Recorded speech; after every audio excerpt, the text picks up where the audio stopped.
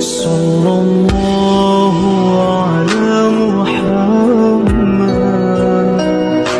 Sallallahu alaihi wasallam. Assalamualaikum warahmatullahi wabarakatuh. Bagaimana kabar kalian semua? Semoga kita selalu diberikan rahmat oleh Allah Subhanahu wa taala. Amin ya rabbal alamin. Waktu itu Baginda Raja baru saja membaca kitab tentang kehebatan Raja Sulaiman yang mampu memerintahkan para jin untuk memindahkan singgasana Ratu Bilqis di dekat istananya. Baginda tiba-tiba merasa tertarik. Hatinya mulai tergelitik untuk melakukan hal yang sama.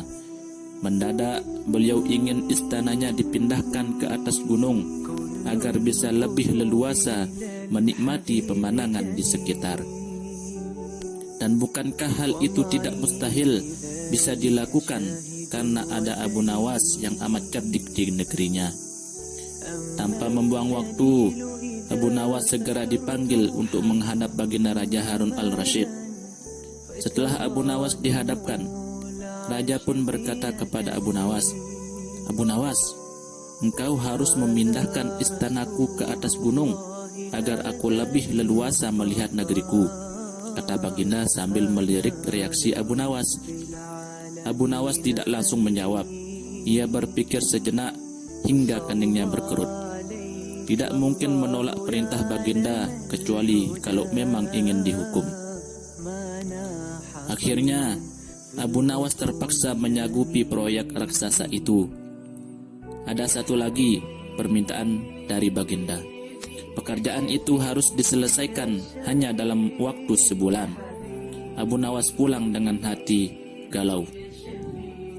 Setiap malam ia hanya berteman dengan rembulan dan bintang-bintang. Hari-hari dilewatinya dengan kegundahan. Tak ada hari yang lebih berat dalam hidup Abu Nawas kecuali hari-hari ini. Tetapi pada hari ke-9 ia tidak lagi merasa gundah gulana. Keesokan harinya Abu Nawas menuju istana. Ia menghadap Baginda untuk membahas pemindahan istana. Dengan senang hati Baginda akan mendengarkan. "Apa yang engkau inginkan, Abu Nawas?"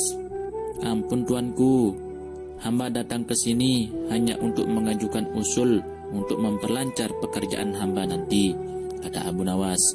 "Apa usul itu?" tanya Baginda. "Hamba akan memindahkan istana Paduka yang mulia tepat pada hari raya Idul Kurban yang kebetulan hanya kurang 20 hari lagi," kata Abu Nawas.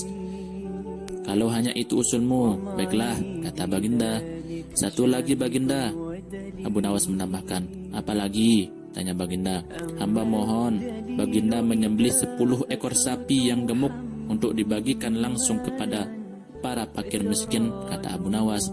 "Usulmu kuterima," kata Baginda menyetujui.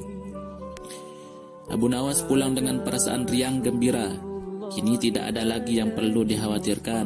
Toh nanti bila waktunya sudah tiba, ia pasti akan dengan mudah memindahkan istana Baginda Raja. Jangankan hanya memindahkan ke puncak gunung, ke dasar samudra pun Abu Nawas sanggup. Desas-desus mulai tersebar ke seluruh pelosok negeri. Hampir semua orang harap-harap cemas. Tetapi sebagian besar rakyat merasa yakin atas kemampuan Abu Nawas.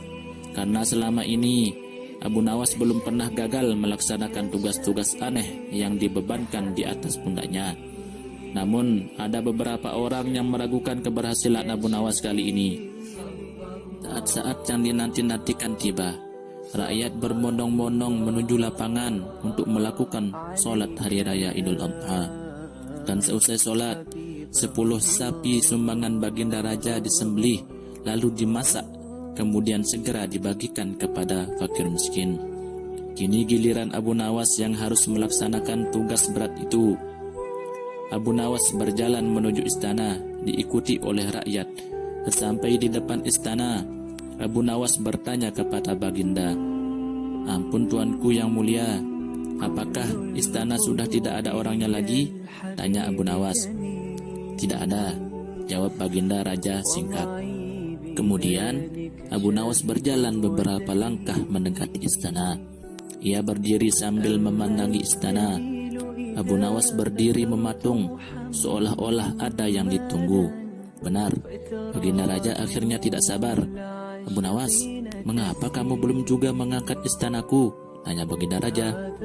Hamba sudah siap sejak tadi, Baginda, kata Abu Nawas. Apa maksudmu, Abu Nawas? Sudah siap sejak tadi? Kalau kamu sudah siap, lalu apa yang kamu tunggu? Tanya Baginda sambil meliputi perasaan heran. Hamba menunggu istana paduka yang mulia diangkat oleh seluruh rakyat yang hadir untuk diletakkan di atas pundak hamba. Setelah itu, hamba tentu akan memindahkan istana paduka yang mulia ke atas gunung sesuai dengan perintah paduka, kata Abu Nawas. Baginda Raja Harun al-Rasyid terpana. Beliau tidak menyangka Abu Nawas masih bisa terhindar dari hukumannya. Sekian dulu perjumpaan kita pada hari ini. Kita berjumpa pada kisah selanjutnya.